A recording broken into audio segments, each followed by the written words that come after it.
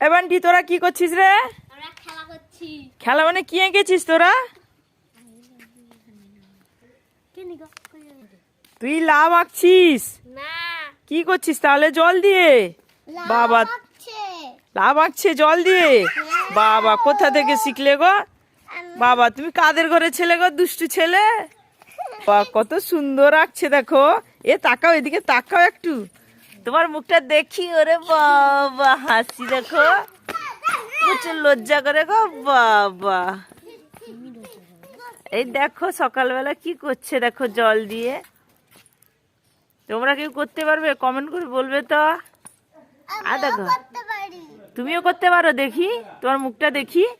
এরে বাবা, এ দেখি কিরকম আঁকছে জল দিয়ে।